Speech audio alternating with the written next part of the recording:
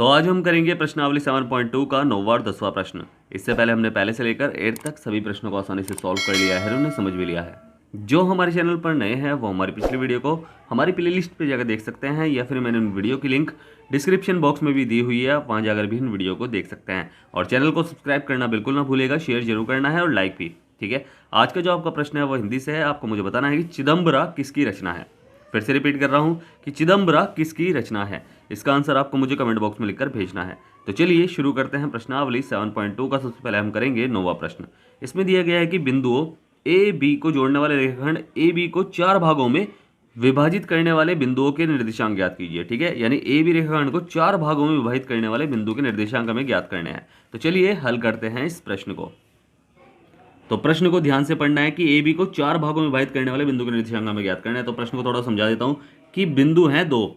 ठीक है, कौन कौन से बिंदु हैं? एक तो है ए जिसके निर्देशांक दिए गए हैं -2 और 2, और बिंदु बी है जिसके निर्देशांक हमें दिए गए हैं 2 और 8।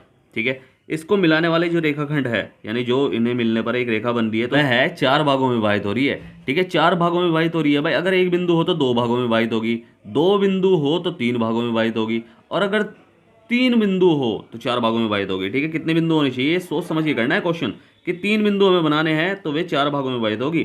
ठीक है, अब देखो 1 2 3 4, 4 भागों में विभाजित होगी। तो इसका नाम हमने रख लिया P1, इसका नाम रख लिया P2, इसका नाम रख लिया P3। ठीक है, हमें ध्यान से करना है क्वेश्चन। ठीक है, अब हमें इसके निर्देशांक ज्ञात करना है। तो निर्देशांक हमें पता नहीं है भाई, निर्देशांक हम कैसे ज्ञात करेंगे? निर्देशांक के लिए हमें क्या पता होना चाहिए? एक तो अनुपात पता होना चाहिए। भाई मेन चीज़ तो अनुपात ही है। तो इनका अनुपात कैसे होगा? 4 भागों में बट रही है। अगर ये पूरी लाइन 8 मीटर की होती है, 8 सेंटीमीटर की होती, तो सबके कितने कितने भाग होते? ठीक है भाई, ये होती है 2, ये भी 2, ये भी 2, ये भी 2। भाई 8 को 4 भागों में बांट लेते हम, तो 2 2 2 2 सबके पास आता, तो 2 मीटर ये, 2 मीटर ये, 2 मीटर ये, 2 मीटर ये।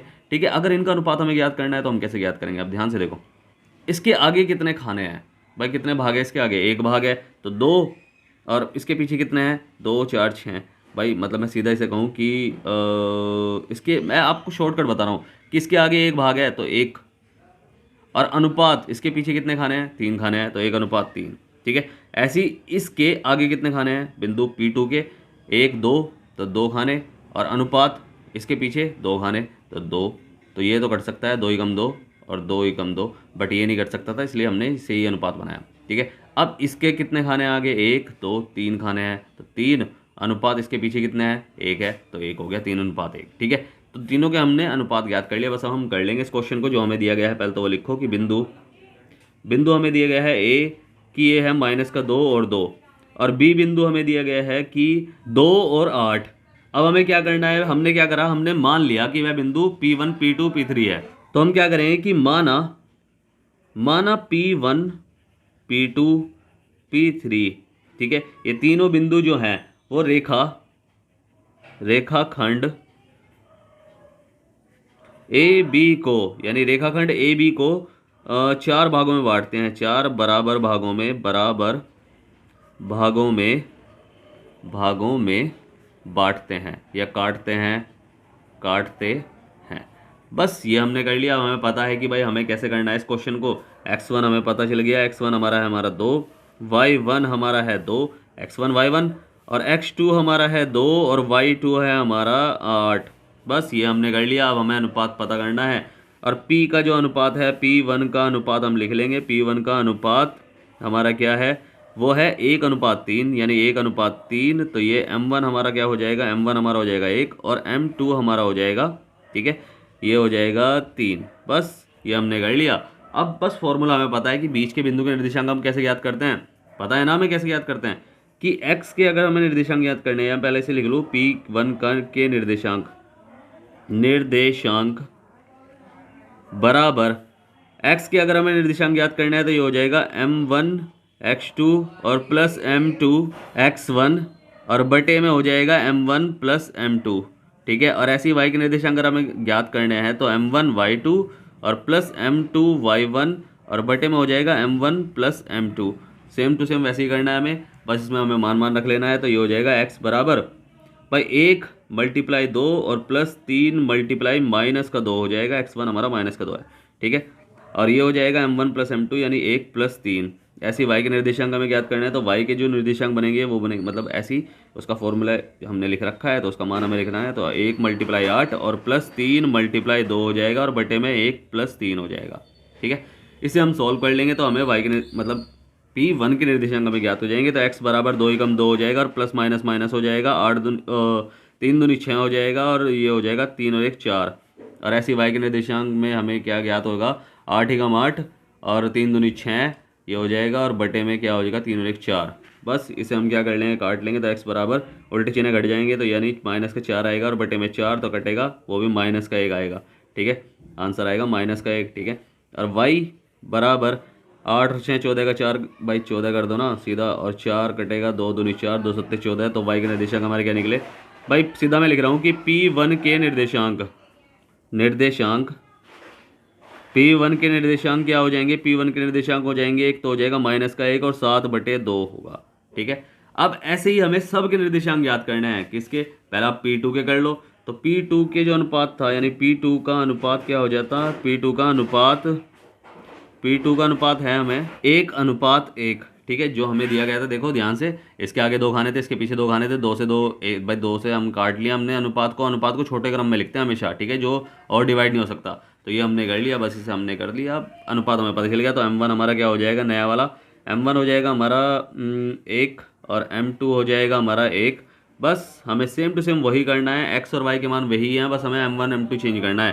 ठीक है, तो x के निर्देशांक हम मैं सीधा से कर दूं कि P2 के निर्देशांक हो जाएंगे, ये हो जाएंगे आपके कि भाई 1 × 2, x बराबर 1 × 2, बस हमने अनुपात चेंज कर लिया, प्लस 1 × -2 और बटे में हो जाएगा 1 + 1 यानी M1 + M2। ठीक है, याद रख लेना, अब M1 M2 हमारा नया है। ठीक है, और y बराबर सेम वही हो जाएगा, ये हो जाएगा 1 × 8 प्लस 1 × 2 और बटे में 1 + 1 हो जाएगा। और x का जो निर्देशांक हमें निकला है 2 × 2 और प्लस यहाँ माइनस हो जाएगा, प्लस माइनस माइनस कर लो, 2/2 हो जाएगा। तो ये तो आएगा क्या, 0/2 और कट के क्या आएगा, 0 ही आएगा। ठीक है, और ऐसे ही y का निर्देशांक क्या हो जाएगा हमारा, 8 × 8 और प्लस 2 × 2 और बटे में 2 हो जाएगा। और जब इसे हम करेंगे तो ये आएगा 8 और 2 10/2 तो 5 आएगा। तो बस P2 का हमारा निर्देशांक क्या निकला है, P2 का हमारा निर्देशांक निकला है एक तो 0 और 5, ये हमारा P2 का निर्देशांक है। अब ऐसे ही हम क्या करेंगे P3 का हम कैसे याद करेंगे, देखो अनुपात क्या है उसका 3:1, तो इसके हिसाब से हम अनुपात चेंज कर लेंगे। तो P3 का हमारा अनुपात क्या है, P3 का अनुपात हमारा है जो दिया गया है, मतलब जो हमने निकाला है 3:1, तो इसके हिसाब से M1 हमारा हो जाएगा 3 और M2 हो जाएगा हमारा 1। बस फॉर्मूला वही है कि x बराबर मैं सिर्फ अनुपात चेंज कर रहा हूँ, तो ठीक है 3 × 2 और प्लस 1 × -2 और बटे में 3 + 1 हो जाएगा। और y के निर्देशांक हमारे क्या हैं, y के निर्देशांक हमें सेम वैसे ही करना है, तो इसमें भी हो जाएगा क्या कि 1/3 × 8 और प्लस 1 × 2 और बटे में 3 + 1 हो जाएगा। बस इसे हम सॉल्व कर लेंगे तो ये हो जाएगा क्या, x बराबर 3 दूनी 6 और -2 × 2 बटे में 3 और 1 4 और y बराबर हमारा हो जाएगा 8 दूनी 16 8 24 हो जाएगा और प्लस 2 × 2 हो जाएगा और बटे में 3 और 1 4। तो ये हो जाएगा x बराबर 6 में से 2 गया तो क्या बचेगा, 4/4 तो कटेगा 1 आएगा। और ऐसे ही y का मान हमारा निकल गया 24 और 2 26, तो 6 × 28 = 24, 6 × 2 से काटेंगे, 2 दूनी 4, 2 × 2 2 3 6, तो 13/2। तो बस P3 का हमारा निर्देशांक क्या निकला है, P3 का हमारा निर्देशांक निकला है 1, पहला x का निर्देशांक फिर y का, यानी 13/2। बस यही हमारा क्या है, आंसर है। समझ में आया ना कि हमारे निर्देशांक क्या हैं भाई, तीनों निर्देशांक चाहे आप लिख सकते हैं इसे कैसे कि P1 हमारा क्या निकला है, P1 हमारा निकला है -1 और 7/2। ठीक है, और P2 हमारा निकला है 0 और 5 और P3 हमारा निकला है, ये निकला है हमारा, अब ये भी जो निकला है 1 और 13/2 है। बस यही हमारा आंसर है। ठीक है, समझ में आया प्रश्न। अब करेंगे कौन सा, अब करेंगे लास्ट 10वां प्रश्न। तो 10वां हमें क्या दिया गया है कि एक समचतुर्भुज का क्षेत्रफल ज्ञात कीजिए जिसके शीर्ष इस क्रम में, यानी ये जो बिंदु हमें 4 दिए गए हैं उसके शीर्ष हैं।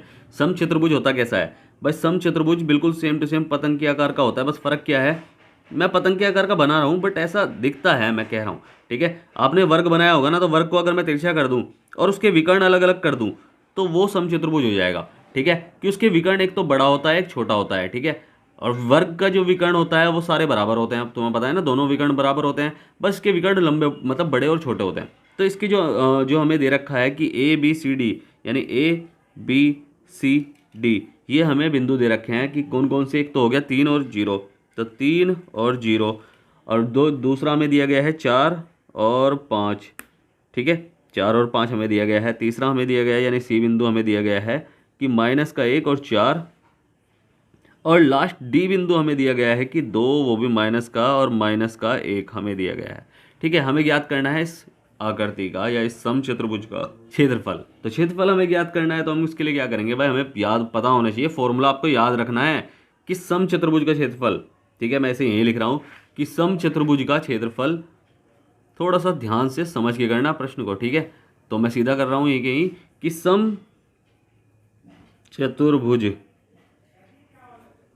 चतुर्भुज का क्षेत्रफल बराबर 1/2 ब्रैकेट विकर्णों का गुणनफल। ठीक है, यानी इनके विकर्णों की अगर गुणा करें, उसका आधा करें, तो वो चतुर्भुज का क्षेत्रफल बनेगा। ठीक है, याद रख लेने से ध्यान से। ठीक है, अब हमें क्या करना है, जो हमें बिंदु दिए गए हैं, अबे विकर्ण हम निकालें कैसे, ये तो मेन चीज़ है कि विकर्ण हम निकालें कैसे। भाई हमें बीच की दूरी का फॉर्मूला याद है, 2 बिंदुओं के बीच की दूरी, तो ये विकर्ण निकल जाएगा। 2 बिंदु के बीच की दूरी, तो ये भी निकल जाएगा। बस उसका फिर हमें क्या करना है, वही विकर्णों का गुणनफल करना है। ठीक है, यानी इसकी लंबाई ज्ञात हो जाएगी, इसकी लंबाई ज्ञात हो जाएगी, तो यानी ए सी की लंबाई हमें ज्ञात करनी है। विकर्ण ये तो है ना, तो विकर्णों की हमें, एक तो विकर्ण हमें ज्ञात करना है, तो विकर्ण ज्ञात करते ही फिर हम आराम से फॉर्मूला लगा कर सकते हैं आराम से क्वेश्चन को। ठीक है, तो जो हमें दिया गया है पहले तो वो लिख लो। ए ये हमें दिए गए हैं 3 और 0, और बी हमें दिया गया है, बी बिंदु हमें दिया गया है 4 और 5।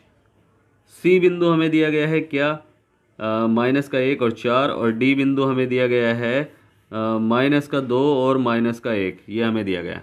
तो हमें क्या करना है, हमें विकर्ण ए सी की लंबाई याद करनी है पहले तो, कि विकर्ण ए सी, भाई ए सी के हिसाब से, यानी ए और सी के हिसाब से हमारा x1 हमारा क्या हो जाएगा, x1 हो जाएगा 3, y1 हो जाएगा हमारा 0, x2 हमारा हो जाएगा -1, और y2 हो जाएगा हमारा 4। बस इसमें हमें क्या करना है, मान रख लेना है। फॉर्मूला क्या है, ए सी की लंबाई, भाई ए सी की लंबाई का फॉर्मूला क्या है कि x1 -x2 का स्क्वायर प्लस y1 -y2 का स्क्वायर, ये हमारा फॉर्मूला है बीच की दूरी याद करने का, यानी लंबाई याद करने का। तो बस में फॉर्मूले में हम रख लेंगे मान। तो x1 हमारा क्या है, x1 हमारा है 3 माइनस ब्रैकेट x2 हमारा क्या है -1। ठीक है, इसका स्क्वायर, इसलिए मैंने ब्रैकेट बनाया है। और y1 हमारा क्या है, y1 हमारा है 0, तो 0 -4 का स्क्वायर। बस इसे सॉल्व कर लेंगे हम। तो सॉल्व करेंगे तो क्या हो जाएगा, ये हो जाएगा कि √3 माइनस माइनस प्लस हो जाएगा, तो 1 का स्क्वायर, और प्लस यहाँ 4 में से कुछ नहीं गया, माइनस का 4 ही बचेगा, इसका स्क्वायर। ठीक है, और बस 3 और 1 4 चौक 16, मैं सीधा से कर दूँ, 3 और 1 4 होंगे, 4 चौक 16 हो जाएगा, स्क्वायर हो जाएगा ना 4 चौक 16, और प्लस 4 चौक 16, तो 16 16 हो गए 32।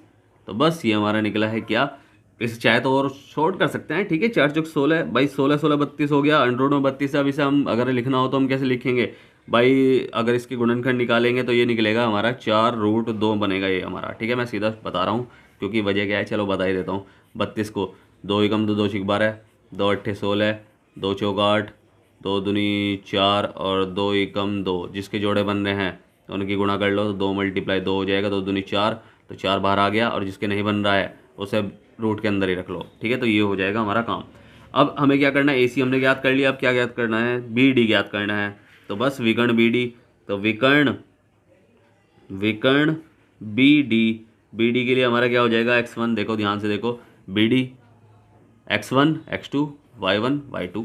ठीक है, तो x1 हमारा क्या हो जाएगा, x1 हमारा हो जाएगा आपका 4, y1 हमारा हो जाएगा, सॉरी x1 x2 बोल दिया था मैंने, तो 5, और x2। ठीक है, थोड़ी बहुत गलती तो होती रहती है, ऐसी कोई प्रॉब्लम नहीं है, जब तक गलती नहीं करेंगे तो सीखेंगे नहीं। और y2 बराबर हो जाएगा -1। ठीक है, तो ये हमने कर लिया x1 y1 x2 y2। ठीक है, तो ये हमने कर लिया। बस हमें क्या करना है, बी डी के बीच की दूरी, फॉर्मूला वही है, बस मैं सीधा फॉर्मूले वैसे ही रख रहा हूँ। तो 4 माइनस ब्रैकेट माइनस का 2 का स्क्वायर, ठीक है, और प्लस हो जाएगा y1 यानी 5 माइनस ब्रैकेट माइनस का 1 का स्क्वायर।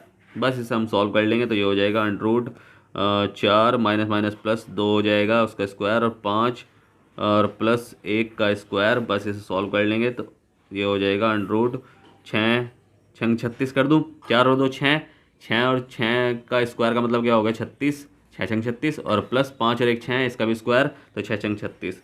तो बस इसे हम क्या कर लेंगे, अब सॉल्व कर लेंगे। कैसे कि ये 36 और 36 कितना हो जाएगा, 36 6 और 2 12, 12 का 2 का हासिल लगा 1, 3 और 3 3 3 3 6 और 1 7, 72 हो जाएगा। अगर इसे हम ढंग से लिखें तो ये भी हमें लिखा जाएगा 6√2 के हिसाब से, ठीक है।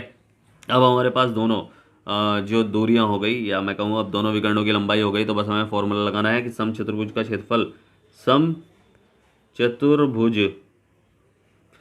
का क्षेत्रफल बराबर 1/2 ब्रैकेट विकर्णों का गुणनफल, गुणनफल ये हो जाएगा सम चतुर्भुज का जो क्षेत्रफल ज्ञात करने का फॉर्मूला है। तो विकर्ण हमारे क्या निकले हैं कि 1/2 विकर्णों गुणनफल यानी मल्टीप्लाई हमारा निकला है एक तो 4√2 और मल्टीप्लाई 6√2, ठीक है। ये दोनों हमारे विकर्ण निकले हैं, ठीक है, ये और ये ऊपर, ठीक है। तो विकर्ण जो हमारे निकले हैं चाहे तो हम इन्हें भी लिख सकते हैं, ठीक है, ऐसा कुछ प्रॉब्लम नहीं है कि इन्हें नहीं लिख सकते। इन्हें लिखेंगे तो हमें 72 और 36 की 72 और 32 की मल्टीप्लाई करनी पड़ेगी रूट के अंदर ही, और फिर उसका वर्गमूल ज्ञात करना है, ठीक है। तो बस आप ऐसे करोगे तो थोड़ा सही रहेगा, वैसे भी कर सकते हैं, ठीक है। दोनों तरीकों से क्वेश्चन करने की कोशिश करोगे कि कभी आप भूल जाओ तो आप कैसे करोगे। तो 1/2 मल्टीप्लाई इसकी इसमें गुणा करो, 6 चौक 24, जो बाहर है उनकी आपस में मल्टीप्लाई, जो ब्रैकेट के अंदर है उनकी आपस में मल्टीप्लाई। तो ये √2 मल्टीप्लाई √2 क्या हो जाएगा भाई, √2 में भाई 6 की हमने 4 में मल्टीप्लाई करी तो 6 चौक 24 हो गया। √2 की √2 में मल्टीप्लाई करेंगे, √2 मल्टीप्लाई √2 और बराबर हो जाएगा √4, और निकले क्या आएगा भाई 2 ही आएगा। √4 का वर्गमूल क्या होगा भाई, 4 का वर्गमूल क्या होगा 2 ही होगा। तो मैं सीधा 2 कर दूँ तो 2 से 2 कटा तो बचा क्या है 24 एकम 24।